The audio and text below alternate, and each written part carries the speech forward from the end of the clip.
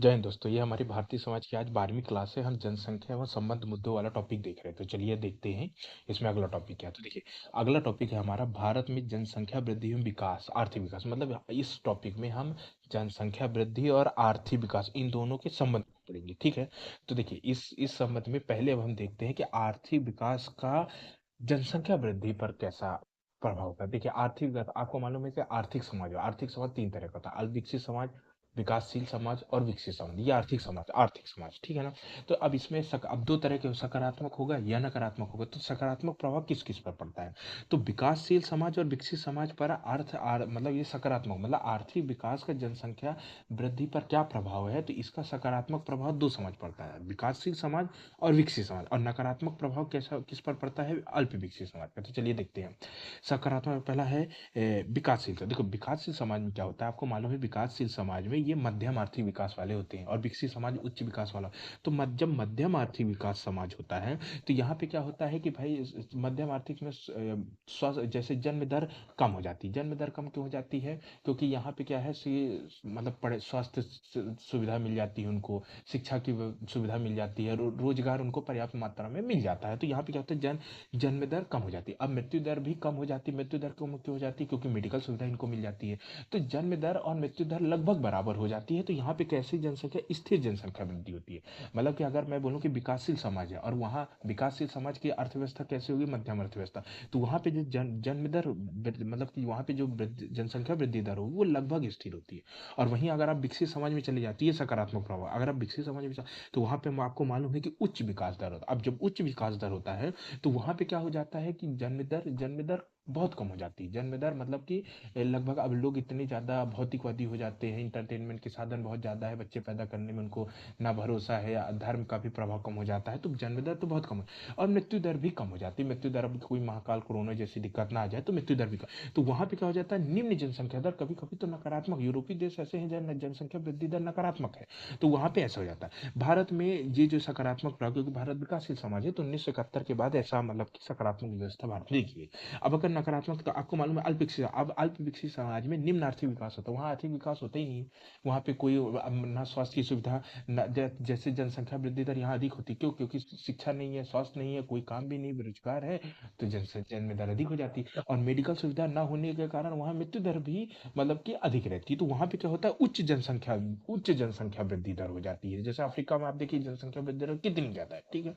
जैसे भारत में अगर देखें कि ये समय कब नकारात्मक व्यवस्था कब थी, तो ये 1921 से लेकर 1971, द्वितीय जब व्यवस्था चल रही थी जनसंख्या की, जब जनसंख्या विस्फोट हुआ था, तो ये वाली अवस्था थी। तो अभी हम देख रहे थे कि आर्थिक विकास का जनसंख्या वृद्धि पर। अब हम देखेंगे जनसंख्या वृद्धि का आर्थिक विकास पर तो क्या प्रभाव पड़ेगा, ठीक है। हम संबंध देख रहे हैं, तो अब जनसंख्या वृद्धि का आर्थिक विकास पर प्रभाव देखें। तो सकारात्मक प्रभाव कैसा हो जाएगा कि मान लीजिए कि आपके देश में जनसंख्या अधिक है, तो आप क्या करिए भाई, उनको स्वास्थ्य शिक्षा की सुविधा दे दीजिए। तो आपकी जो जनसंख्या है वो मानव संसाधन में कन्वर्ट हो जाएगी। मानव संसाधन मतलब कि जो जो ऐसा संसाधन जो कि देश में अर्थव्यवस्था में अपना रोजगार देता है, काम करता है वहाँ पे, ठीक है ना। मतलब कि उसका आर्थिक उत्पादन करता है। तो वो जब अर्थव्यवस्था है, तो वो देश के लिए परिसंपत्ति, एसेट बन जाएंगे। मतलब कि आपके देश की जो अर्थव्यवस्था है बहुत तेजी से विकसित होने लगेगी। ये क्या हो गया, सकारात्मक। लेकिन नकारात्मक प्रभाव है, कैसे नकारात्मक? वो संसाधन की कमी हो जाएगी। भाई जनसंख्या अधिक है, आपने स्वास्थ्य सुविधा बढ़ाया नहीं उस हिसाब से आपने कृषि खाना, जनसंख्या को खाना देना पड़ेगा, तो आपकी कृषि उत्पादन कम है तो दिक्कत है। नगरीकरण अगर नहीं बढ़ा तो दिक्कत है। तो ये संसाधन की मतलब कि उनको कमी हो जाए, जनसंख्या अधिक हो जाता है, आर्थिक संसाधन कम हो जाते हैं। तो ये वाली शुभ दिक्कत। फिर गरीबी एवं बेरोजगारी, आपकी जनसंख्या अधिक है, अब भाई आपने उनको काम नहीं अधिक है, आपकी अर्थव्यवस्था सही नहीं है, तो उनको काम नहीं मिला, बेरोजगार रह गए। उसके बाद बेरोजगार होने के कारण गरीबी की समस्या उनके आ जाए। फिर अगर वो मानव संसाधन नहीं बन पाए तो वो अर्थव्यवस्था पर बोझ हो जाते हैं। अर्थव्यवस्था उनको फिर उनका पालन पोषण करती है। तो ये आपका नकारात्मक और सकारात्मक प्रभाव था जनसंख्या वृद्धि का आर्थिक विकास पर। तो अब चलिए अब हम अगला टॉपिक देखते हैं। अगला जो टॉपिक है ये है भारत में आयु। देखिए, ये भारत में आयु, ये करंट को लेकर के बड़ा टॉपिक है, तो ये आपके एग्जाम के लिए बहुत इंपॉर्टेंट हो सकता है। तो देखिए, हम इसमें क्या क्या पढ़ेंगे। सबसे पहले भारत विवाह की आयु का स्वरूप क्या है। फिर आपको मालूम है कि भारत में पहले के समय में बाल विवाह बहुत होता था, हालांकि अब भी होता है, बहुत कम होता है पर अब भी होता है। यूनिसेफ ने तो बोला है कि भारत में अभी भी 27% बाल विवाह होते हैं, ठीक है। तो फिर ऐसा बाल विवाह होता है तो उसका कारण क्या है। अब कम आयु में विवाह हो जाता है तो उसके दुष्परिणाम भी कुछ होंगे, ठीक है। तो ये टॉपिक हम पढ़ेंगे। तो चलिए सबसे पहले हम देखते हैं कि भारत में विवाह की आयु कम हो तो उसका क्या-क्या कारण है, ठीक है? तो भारत में अब स्वरूप थी तो ये स्वरूप दिया ही है आपका स्वरूप की यूनिसेफ की रिपोर्ट है कि भाई भारत में अभी भी 27% बाल विवाह होता है। तो अब देखिए कारण देखते हैं कि कम आयु में विवाह होने के क्या-क्या कारण हैं, ठीक है? तो आपको मालूम है पहला कारण है धार्मिक मान्यता। देखिए, ये धार्मिक मान्यता अब तो धीरे-धीरे कम होती जा रही है। पहले के समय में एक बहुत समाज में एक बहुत ज़्यादा मनोधारणा फैली थी कि महिला ऐसा कहा जाता था कि महिला का अपने माता-पिता के घर में उसको पीरियड्स नहीं आने चाहिए। ऐसी धार्मिक मनोधारणा नहीं तो अशुभ होता है। तो वो क्या करते थे कि भाई बाल विवाह पीरियड्स आने से पहले ही बालिका का विवाह कर देते थे, मतलब कि 14-15 साल में ही उसका विवाह कर देते थे। तो ये बहुत कट्टर कट्टर रूढ़िवादिता चली आ रही थी, बड़ी कट्टर परंपरा थी। तो इसके कारण कम आयु में ज़्यादातर लड़कियों के विवाह हो जाते थे, ठीक है? उसके बाद है विवाह संबंधी निषेध। तो ये आपको याद हो मैंने पहली क्लास में बताया था जब मैं समाज की भारतीय समाज की विशेषता तब मैंने आपको बताया था कि प्रवर संबंधी निषेध है, सपिंड संबंधी निषेध है, सगोत्र संबंधी निषेध है। कई निषेध बताए गए हैं कि आप इस जगह विवाह नहीं कर सकते थे। तो जब भी उनको मिलता था उपयुक्त लड़का तो वो आयु में ही उनकी विवाह कर देते। तो समान जाति देख करके गोत्र एक ही गांव में विवाह नहीं करते थे, तो बहुत जल्दी इस कारण निषेध होने के कारण विवाह हो जाता।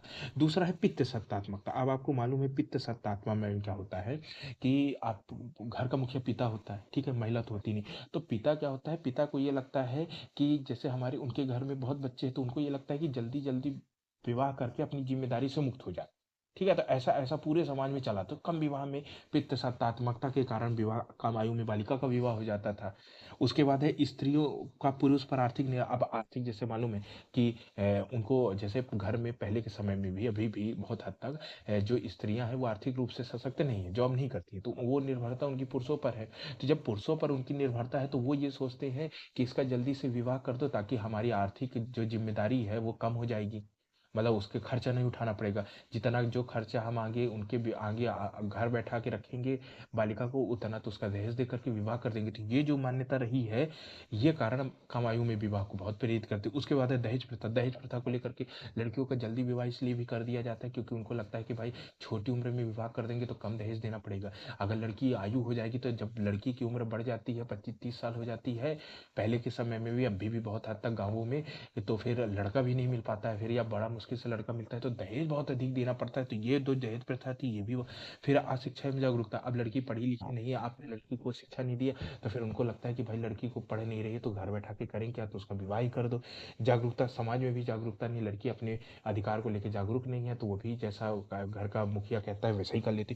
तो ये जो कारण थे ये आपका कम आयु में विवाह होने के महत्वपूर्ण कारण थे। अब हम देखते हैं कि क्या दुष्परिणाम कैसे होते हैं। दो स्तर का दुष्परिणाम निकलने को मिलता है। पहला तो है जननांकी दुष्परिणाम कि भाई जनसंख्या पर किस प्रकार का मतलब कि निगेटिव इफेक्ट पड़ता है कि आप कमाई विवाह, और दूसरा है समाज या संस्कृति पर किस प्रकार का आपका निगेटिव इफेक्ट पड़ता है। तो देखिए सबसे पहले जनसंख्या। अगर आप बालिका का कम आयु में विवाह कर दोगे तो स्वाभाविक सी बात है प्रजनन दर अधिक। कैसे? अब आपने 18 साल में लड़की की विवाह करे, अब लड़की का प्रजनन आयु रहता है वो 45 साल तक बच्चे, तो उसकी जो प्रजनन आयु वो 18 साल से लेकर के 45 साल तक हो गए। तो भाई इस अवस्था में बहुत ज़्यादा बच्चे पैदा, जब बच्चे पैदा कर देगी तो जन्म दर अधिक हो जाएगी। जन्म दर अधिक होने से जनसंख्या वृद्धि बहुत तीव्र होगी, ठीक है? उसके बाद से शिशु मृत्यु दर। अब शिशु मृत्यु दर ऐसा कि भाई अब 18 साल कोई मतलब उसको शारीरिक रूप से वो अभी इतनी सक्षम नहीं है कि भाई वो बच्चा पैदा कर सके। अब उसको उसका आप विवाह कर दिए उस शारीरिक रूप से समझे, तो इसमें क्या होता है शिशु मृत्यु दर बढ़ जाती है। बच्चे को बराबर पोषण नहीं मिल पाता, या जिस माँ से वो बच्चा पैदा हुआ वो माँ ही का शरीर इतना विकसित नहीं है कि वो बच्चे को सही रूप से पैदा कर सके, या फिर महिला भी कम आयु होने के कारण उसके शरीर पे भी निगेटिव इफेक्ट पड़ता है, उसका स्वास्थ्य भी सही नहीं रह पाता। तो वो भी मतलब बच्चा और माँ दोनों का स्वास्थ्य का, तो दोनों की मृत्यु दर बढ़ जाती है। तो शिशु मृत्यु दर में भी वृद्धि हो जाती है और मातृ मृत्यु दर में भी वृद्धि हो जाती है। अब जब बच्चे और माँ दोनों मर गए तो लिंगानुपात में कमी हो गई महिलाओं की। इसीलिए आप देखते हैं कि घर में अधिकतर जो महिला होती है वो माँ मृत्यु दर उसके प्रसव पीड़ा के कारण ज्यादातर वो मर जाती है। तो इसके कारण क्या होता है लिंगानुपात कम हो जाता है महिलाओं का। फिर क्या हो जाता है कि अब मान लीजिए कि एक महिला ने एक घर में 10 बच्चे पैदा कर, अब 10 बच्चे पैदा करी, अब कमाने वाला सिर्फ पिता है, तो क्या है आश्रित जनसंख्या वृद्धि दर बहुत ज्यादा हो जाती है। अब एक पिता 10 लोगों का खर्चा उठा रहा है, तो ये वाली समस्या आपको आश्रित जनसंख्या, तो ये आपकी जननांकी दुष्परिणाम के अंतर्गत है। अब समाज और संस्कृति पर क्या दुष्परिणाम, तो अब देखिए क्या होता है व्यक्तित्व विकास में बाधा। अब भैया अपने कम उम्र में 18-20 साल में लड़की, तो वो क्या पढ़ी लिखेगी? पढ़ ही नहीं पाई वो। जब वो पढ़ नहीं पाई तो उसने उसका पर्सनालिटी डेवलपमेंट हुआ ही नहीं, वो अपने अधिकारों को जान ही नहीं पाई, वो आर्थिक रूप से सामाजिक रूप से सशक्त हो ही नहीं पाई, तो उसका व्यक्तित्व पर विकास नहीं। फिर बेमेल विवाह मतलब अपने भाई बालिका का विवाह जल्दी हो जाता है, अपने 18-20 साल में लड़की का विवाह कर दिया, लड़का है 35 साल का 40 साल का, तो बेमेल विवाह हो जाता है, तो ये ज़्यादातर चल नहीं पाता। फिर है नए परिवार के पास सामंजस्य, अब जैसे लड़की है, आपने 18 कम आयु में विवाह कर दिया, 18-20 साल में लड़की विवाह करके नए घर अपने ससुराल गई, तो एक तो वो पढ़ी लिखी नहीं है, तो वो उस घर को समझ नहीं पाई। उसके बाद वो नया वाला घर है, तो ये आर्थिक मतलब ये जब पढ़ी लिखी नहीं रहती है, सामाजिक आर्थिक रूप से सशक्त नहीं रहती, तो उसके साथ वहाँ अत्याचार हिंसा जैसी समस्या भी देखने को मिलती है, तो ये नए परिवार के साथ अपना सामंजस्य नहीं बैठा पाती। उसके बाद जो युगल है, जो दंपत्ति है, जो कम विवाही कम विवाह में कम आयु में जिनका विवाह हो गया, तो वो अपरिपक्व नहीं लगे, उन्होंने अभी भाई अभी दुनिया उन्होंने अच्छे से देखी नहीं, तो उनको पता ही नहीं है कि क्या अभी उनके लिए सही है क्या गलत है। अब जैसे महिला का विवाह हो जाता है, उसको पता ही नहीं कि भाई आप बाल विवाह कर रहे हो, कम आयु में विवाह कर रहे हो, उसके लिए गलत है, यो उसके लिए उसके खुद के लिए गलत है, जो उसका बच्चा पैदा होगा तो उसके बच्चे के लिए गलत है। वो अपना विवाह करके जाए परिवार बनाएगी, तो भाई वो परिवार आर्थिक रूप से कमजोर रहेगा, दोनों पढ़े लिखे नहीं है, दोनों आर्थिक रूप से सशक्त नहीं है, तो ये युगल जो है ना, वो निर्णय भी अपरिपक्व सही निर्णय नहीं ले पाते। आर्थिक विकास मैंने बताया कि भाई कम विवाह हो गया ना, जॉब अच्छे से लड़की कर पा रही, पढ़ी लिखी नहीं लड़की, लड़का भी कमाई में विवाह कर दिए तो वो भी नहीं कमा पा रहा है, तो आर्थिक विकास बाधित हो जाता है। उसके बाद स्त्रियों के स्वास्थ्य पर विपरीत, अब स्त्रियों के स्वास्थ्य पर विपरीत प्रभाव कैसे? क्या भाई उनके घर का आर्थिक स्थिति सही नहीं है, तो स्त्री का अगर प्रेग्नेंट होती है, प्रसव पीड़ा आती है, तो उनको सही स्वास्थ्य सुविधा नहीं दी जाती, उसके बच्चों को स्वास्थ्य सुविधा नहीं दी जा पाती, या फिर कम आर्थिक मतलब कि कम आय होने के कारण उनके भरण पोषण को भी सही ध्यान से सही तरह से खाना पीना उनका व्यवस्था नहीं हो पाता, तो ये उनके स्वास्थ्य पर विपरीत प्रभाव पड़ता है। तो कम आयु जो करंट का टॉपिक है आपके, उसके दो परिणाम दो तरह के, एक जनांकीय दुष्परिणाम, एक सांस्कृतिक और सामाजिक और सांस्कृतिक दुष्परिणाम, तो ये दो तरह के हमने दुष्परिणाम देख लिया। अब चलिए अगला देखते हैं, अगला जो हमारा टॉपिक है यह है भारत में लिंगानुपात। ठीक है, तो देखिए लिंगानुपात, शिशु लिंगानुपात और मातृत्व दर, ये तीनों का संबंध महिला से है। ठीक है, तो अगर आप लिंगानुपात की बात करेंगे भारत में, तो हम इसके क्या क्या टॉपिक पढ़े, तो पहले अर्थ देख लेते हैं, फिर स्वरूप देख लेते हैं, फिर आपको मालूम है कि भारत में लिंगानुपात गिर रहा है, जैसे हरियाणा, जैसे उत्तर भारत में आप चाहेंगे तो लिंगानुपात कम है, हरियाणा पंजाब में तो लिंगानुपात बहुत कम है, 800 850, बल्कि जो दक्षिण के विकसित पढ़े लिखे राज्य है, केरल तमिलनाडु, यहाँ लिंगानुपात ठीक है, मतलब ज़्यादा है पुरुषों से, 100 से 1000 से ज़्यादा है। तो पहले अर्थ देखते हैं, फिर स्वरूप देखते हैं, फिर भाई लिंगानुपात गिरता लिंगानुपात का क्या क्या कारण है और उसके क्या क्या परिणाम रहे हैं कम लिंगानुपात होने के बाद। तो चलिए पहला देखते हैं अर्थ।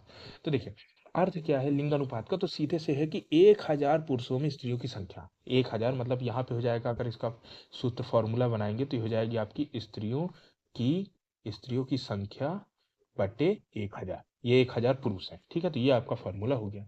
अब इसका स्वरूप देखें तो आप देखिए 1900, जैसे अगर हम 1901 की बात करें तो 1901 में, अब देखो आदर्श स्थिति तो है कि 1000 पुरुषों में 1000 महिलाएं होनी चाहिए, ये आदर्श स्थिति है। ठीक है, लेकिन अभी हम स्वरूप देखते हैं तो 1901 में भैया 972 महिलाएं थी 1000 पुरुषों में। फिर जब 1991 जब हमने आर्थिक सुधार किया तब तो और कम हो गई, 927 महिलाएं हो गई। अब 2001 का आंकड़ा देख लेते हैं, 2001 में 933 थी, 2011 जो पिछली जनगणना भी तो आई नहीं 2021 वाली, तो यहाँ 943 थी, तो चलिए 933 से थोड़ा 10 सुधार हुआ तो नहीं। अभी जो 2021 के जो समान आंकड़े आए, फाइनल आंकड़े नहीं आए, तो उस हिसाब से ये बोला जा रहा है कि लगभग 948 है, तो पर फिर भी होना तो 1000 चाहिए, पर फिर भी 907 है। आप अगर धर्म अनुसार देखें तो ईसाइयों में 1023 है, ईसाइयों में लिंगानुपात कितना अच्छा है, महिलाओं का लिंगानुपात 1000 पुरुषों में 1023 महिलाएं। वहीं सिखों में आप चले जाए तो सिखों में सबसे कम है, 903 ही है। अगर हम कुछ समाज की बात करें, जैसे यूएसए यूरोपियन देश है, जहाँ विकसित देश है, वहाँ पे आप देखेंगे तो वहाँ पे भी स्थिति कम है, 940 ही है। उसके बाद अगर औसत देखिए पूरे विश्व का, 990 है। अब हम राज्यों की बात करें तो आपको मालूम है केरल में सर्वाधिक है, 1084, हरियाणा में न्यूनतम है 879। ठीक है, तो ये हो गया। अब अगर आप गांवों में जाएंगे तो आपको गांवों में 947 मिलेगा, और शहरों में 926। अब शहरों में लिंगानुपात कम क्यों है, गाँवों में इसलिए अधिक है क्योंकि गाँवों में आपको मालूम है परंपरागत कृषि है, तो कृषि में क्या होता है, कृषि में महिलाएं कृषि में भागीदारी करती हैं, तो वहाँ पे कृषि आर्थिक रूप से फिर भी सशक्त है, तो वहाँ पे लिंगानुपात ज़्यादा है। लेकिन वहीं शहरों में आ जाइए तो शहरों में पढ़ी लिखी नहीं, तो उनको बराबर अवसर ही नहीं मिल पा रहा है, तो वहाँ पे लिंगानुपात कम है। उसके बाद आप दहेज प्रथा देखिए तो शहरों में दहेज की रकम बहुत ज़्यादा होती है गाँव से अपेक्षा, तो ये भी कारण है। उसके बाद अगर आप एससी मतलब अनुसूचित जाति में देखें तो 945 है, और वहीं आप एसटी समाज देखिए अनुसूचित जनजातियों में तो कितना अच्छा है, 990 है। तो ये रहा है स्वरूप किस किस लेवल पे, किस किस स्तर पे आपका लिंगानुपात रहा है। अब चलिए आगे देखते हैं। आगे है कि अब जैसे गिरते लिंगानुपात के भाई कारण क्या क्या है। आपको मालूम है भारत में लिंगानुपात गिरा हुआ है, कम है लिंगानुपात, 1000 पुरुषों में महिलाओं की संख्या कम है। तो भाई इसके कारण क्या है?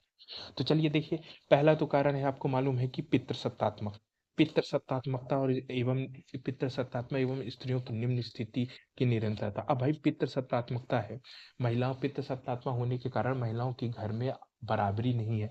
बराबरी ना होने के कारण उनको जॉब के लिए बाहर नहीं भेजा जाता, या फिर भ्रूण हत्या जैसी, पुरुष होने के कारण दहेज प्रथा या और भी कई कारण है, भ्रूण हत्या करवा दी जाती है। तो भाई उनकी पितृसत्तात्मक और उनकी स्थिति निम्न हो जाती है, स्वास्थ्य सुविधाएं नहीं दी जा पाती तो उनकी मृत्यु हो जाती है। तो इस कारण निम्न लिंगानुपात है। दहेज प्रथा आपको मालूम है कि शादी के बाद महिला जाती है, एक बार शादी के समय भी दहेज ले लेंगे, उसके बाद दहेज का लालच बढ़ता जाएगा, ससुराल जाएगी फिर भी उसको दहेज के रूप में प्रताड़ित करेंगे, और ये सोचते हैं कि भाई ये दहेज नहीं देगी, इसकी हत्या कर देंगे, फिर से विवाह करेंगे तो वहाँ और दहेज मिलेगा। तो ये जो लालच की प्रवृत्ति है ये लिंगानुपात कम कर दे। फिर है पुत्रों की अधिक महत्व और बेटी को बोझ मानने के कारण बालिका शिशु मृत्यु दर। सही बात है। अब भ्रूण हत्या, कुल मिला के भ्रूण हत्या की बात कर रहा है। भ्रूण हत्या आपको मालूम है कि दहेज प्रथा के कारण, शिक्षा, महिलाओं को शिक्षा न देने के कारण भ्रूण हत्या। अब जब लड़कियों को आप उसके गर्भ में मार देंगे तो भाई समाज में लड़कियों की कमी हो जाएगी, वही लिंगानुपात कम हो जाता है। पुरुष पुरुष की इच्छा, पुरुष को मालूम, पुरुष को लाठी समझते हैं लोग, लाठी होगा, लड़की को लाठी मतलब उसको सहारा ही नहीं समझते, सोचते पराया धन है, ससुराल चली जाएगी, पढ़ा भी देंगे तो हमें क्या मिलने वाला था। ये जो सोच है ना, ये सोच लिंगानुपात बहुत गिराती है। उसके बाद है कम आयु में विवाह। अब बाल विवाह हो जाता है, दहेज प्रथा ना देने, समाज में दबाव है, गाँवों में चले जाए बाल विवाह खूब होता है। बाल विवाह होने के कारण जन्म दर अधिक हो जाती है। अब जन्म दर अधिक हो जाती है, एक महिला 10 बच्चे पैदा करेगी तो वो प्रसव पीड़ा से उसकी मृत्यु हो जाती है, जिसके कारण लिंगानुपात कम हो जाता है। उसके बाद अशिक्षा एवं अज्ञानता है, महिला पढ़ी लिखी नहीं है, अपने अधिकारों को जानती ही नहीं है, वो उसको ये पता ही नहीं है कि भाई अब हम 4 बच्चे पैदा करेंगे, उसको आज शिक्षा नहीं दे पाएंगे, तो जो स्थिति महिला की रही है उसके माँ की, वही लड़की की हो जाएगी। तो अशिक्षा ज्ञानता है। पुरुष को अकेला भेज दिया जाता है, तो उसके कारण वो ये सोचता है कि घर में ये सोचते हैं कि भाई पुरुष की पुत्र प्राप्ति की इच्छा प्रबल हो जाती है, वो कमाएगा, घर का सहारा बनेगा, तो महिला को पैदा ही नहीं करते हैं, या फिर महिला को मार दिया जाता है। तो ये वाली स्थिति। फिर अब पुत्र प्राप्ति की इच्छा प्रबल होना। फिर लिंग, अब जैसे अब पहले लिंग जो परीक्षा है, आपको मालूम है कि लिंग परीक्षण कराना, सेक्स डिटर्मिनेशन, ये देश में गैर कानूनी है। तो ये क्योंकि लिंग परीक्षण भ्रूण हत्या का सबसे बड़ा कारण होता था। पहले के समय में ये नहीं जान पाते थे, लिंग परीक्षा तकनीक उतनी विकसित नहीं थी, तो लिंग परीक्षण जैसी नहीं थी, तो बच्ची बालिका को पैदा होने के बाद मार देते। लेकिन आजकल तो सीधे भ्रूण हत्या कर दी जाती है। तो ये जो आपके कन्या भ्रूण हत्या, लगभग मतलब एक रिपोर्ट के अनुसार है कि 6 लाख भ्रूण हत्या प्रतिवर्ष की जाती। कितनी मतलब निम्न स्थिति है देश की। तो ये जो कारण थे आपके, ये कारण थे आपके गिरते निम्न लिंगानुपात के कारण थे। अब देखते थे इसके परिणाम क्या है। ठीक है, अब अगर भाई महिलाएं देश में कम होंगी 1000, तो क्या क्या दिक्कत है। पहला अविकास, भाई नहीं हो पाता, देश का विकास नहीं हो पाता। अब पुरुष अकेले 50 होना चाहिए, 50 महिलाओं की भागीदारी है ही नहीं देश के विकास में, तो देश का विकास नहीं हो पाता, अर्थव्यवस्था कमजोर हो गई। यही महिला जो घर में बैठी झाड़ू पोछा कर रही है, यही अगर जॉब करे बाहर, आर्थिक रूप से सशक्त हो, देश का भी विकास होगा, उसके परिवार का भी विकास होगा, शिक्षा फैलेगी, वो ज़्यादा कमाएंगे, उसके घर के अर्थव्यवस्था अच्छी होगी, अपने बच्चों को शिक्षा स्वास्थ्य अच्छी दे सकते हैं। फिर लिंग असमानता आती है। लिंग असमानता मतलब कि बालिका कम है, तो बालिका कम होने के कारण लोग बालिका को, अब कम होने के कारण उनकी स्थिति भी कम है, तो लोग उनको बराबर अवसर नहीं दे पाते, लोग उनको अपने बराबरी का ही नहीं मान रहे। तो जो लिंग असमानता और बालिका कम होने के कारण घर में पितृसत्तात्मक व्यवस्था बढ़ जाती है। घर में पुरुषों की संख्या अधिक है, महिलाओं की संख्या कम है, तो पुरुषों का दबदबा हो जाता है, पुरुष महिला पर हावी हो जाते हैं। तो ये वाली जो स्थिति है। फिर विवाह से संबंधित निषेध है, ये आपको मैं पहले ही बता चुका हूँ, जितने भी निषेध है, प्रवर संबंधी सपिंड निषेध है, सगोत्र निषेध है। फिर अंतर्राज्यीय विवाह में अब आपको आपको मालूम है कि अंतर्राज्यीय विवाह हो जाता है। ठीक है, अंतर्राज्यीय विवाह में क्या होता है कि महिला का विवाह दूसरे राज्य में कर दिया जाता है, जिससे जब महिला, आप जैसे मध्य प्रदेश है, मध्य प्रदेश की महिला आप दूसरे राज्य में कर दे, तो मध्य प्रदेश में महिलाओं की संख्या कम हो गई, जिससे लिंगानुपात कम हो जाता है। ये वाली स्थिति हो जाती है। तो अंतर्राज्यीय विवाह के कारण लिंगानुपात। फिर वधु मूल्य का प्रचलन, वही दहेज प्रथा, दहेज देने के कारण कई लोग तो भ्रूण में हत्या कर देते हैं। उसके बाद है अंतर्जातीय वधु मूल्य, और इसका तो इतना ज़्यादा हरियाणा में ये मधु मूल्य वाली व्यवस्था हरियाणा पंजाब जैसे राज्यों में तो सबसे ज़्यादा फैली हुई है। उसके बाद अंतर्जातीय विवाह को प्रोत्साहन से दहेज दहेज प्रथा हतोत्साहित। अब हाँ, आप जैसे अंतर्राज्यीय विवाह सॉरी अंतर्जातीय विवाह करेंगे, ठीक है, तो अंतर्जातीय विवाह से दहेज प्रथा हतोत्साहित होगा, क्योंकि अब प्रेम विवाह जैसे मामले बढ़ रहे हैं अंतर्जातीय विवाह में, तो ये एक परिणाम। उसके बाद है वेश्यावृत्ति एवं अनैतिक अनैतिक यौन संबंधों में अब जैसे वेश्यावृत्ति बढ़ती जा रही है, अनैतिक यौन संबंध, कोई नैतिकता नहीं है यौन संबंध की विशेषता, विवाह के बाद करना है कभी करना, इसके कारण बच्चे पैदा ही नहीं कर रहे हैं, लोग अनैतिक संबंध बना लेते हैं, अपनी इच्छा पूरी कर लेते हैं, तो लोगों का विवाह के प्रति जो इंटरेस्ट है वो कम होता जा रहा है, जो कि गिरते लिंग अनुपात का परिणाम रहा है। तो ये तो कुल मिला के पश्चिमी सभ्यता का दुष्प्रभाव रहा है। तो ये थे आपके गिरते लिंगानुपात के परिणाम। चलिए अब आगे देखते हैं दोस्तों। देखिए आगे है, अब जैसे मैंने बताया लिंगानुपात, शिशु लिंगानुपात और मातृ मृत्युता। तो चलिए शिशु लिंगानुपात इंपॉर्टेंट। शिशु लिंगानुपात तो सिंगल शिशु लिंगानुपात का मतलब, क्योंकि लिंगानुपात तो आप समझ गए कि 1000 पुरुषों में महिलाओं की संख्या। अब शिशु लिंगानुपात ये है कि अगर जन्म से लेके 6 वर्ष के बच्चों का 1000 मतलब बच्चियों का मतलब 6 वर्ष जीरो मतलब जन्म से लेकर 6000 लड़कियों का 1000 लड़कों में उनकी संख्या, ये शिशु लिंगानुपात कहलाती है। जैसे लिंगानुपात पुरुष महिला का होता है वयस्क का, तो वो शिशु लिंगानुपात सिर्फ 0 से 6 वर्ष की उम्र का होता है, ठीक है। तो अब अगर हम इसके स्वरूप की बात करें तो आपको मालूम है कि अगर शिशु लिंगानुपात मतलब 6 वर्ष तक की बच्चियों का बात कर रहा हूं मैं, तो ये 1991 में 945 था, फिर 2001 में कम हो गया 927, फिर 2011 में तो और कम हो गया। मतलब कि भैया भ्रूण हत्या आप समझ रहे हैं कि बालिका तो घर में मार दिया जा रहा है, या बालिका की कितनी मतलब बच्चे 6 वर्ष से, आप ये बताइए कि 6 वर्ष की उम्र में लड़कियों की संख्या कम हो रही का मतलब है कि उनको मार दिया जा रहा है, या लड़कियां पैदा ही नहीं की जा रही हैं, ये वाली स्थिति। हरियाणा में लिंगानुपात भी हरियाणा में कम है, शिशु लिंगानुपात भी कम है।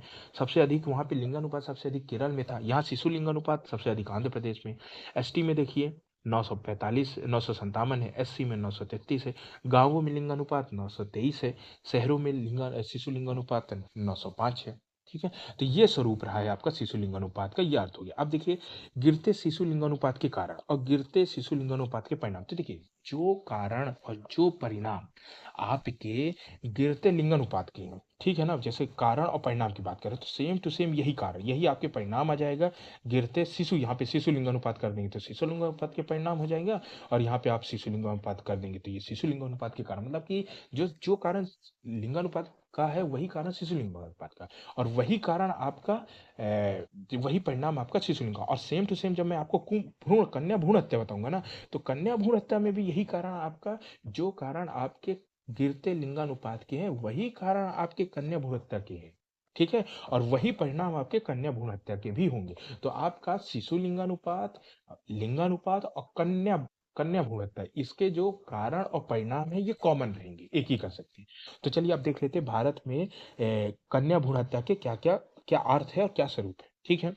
तो कन्या भ्रूण हत्या का अर्थ क्या होता है, देखिए कन्या भ्रूण हत्या का अर्थ होता है कि किसी स्त्री के घर में पल रहे भ्रूण भ्रूण मतलब कि जो बच्चा पैदा होने वाला, तो जो अगर स्त्री के घर में जो भ्रूण हो रहा है उसकी लिंग पहचान करके, आप लिंग पहचान कर लिए कि भाई उसके गर्भ में लड़का नहीं लड़की है, और लड़की समझ के आप उसकी कृत्रिम तरीके से उसको मार देते हैं, दवा दे दिए, इंजेक्शन दे दिया, या फिर अन्य कोई दिक्कत हो गई, खाना नहीं दिए, तो उसके कारण आप उसको मार देते करते, मतलब कि महिला के गर्भ में पलने वाले भ्रूण की कृत्रिम तरीके से मार देना, इसको हम भ्रूण हत्या कहते हैं, ठीक है। और एक यूनिसेफ की रिपोर्ट के अनुसार लगभग 6 लाख भारत में 6 लाख प्रति वर्ष भ्रूण हत्या की जाती है। कितनी मतलब घिनौनी स्थिति है देश की।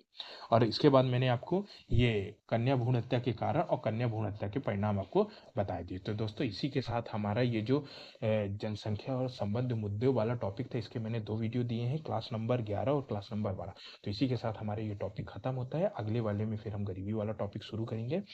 तो अगर दोस्तों आपको वीडियो पसंद है तो वीडियो को लाइक करिए और चैनल को सब्सक्राइब करिए। जय हिंद दोस्तों।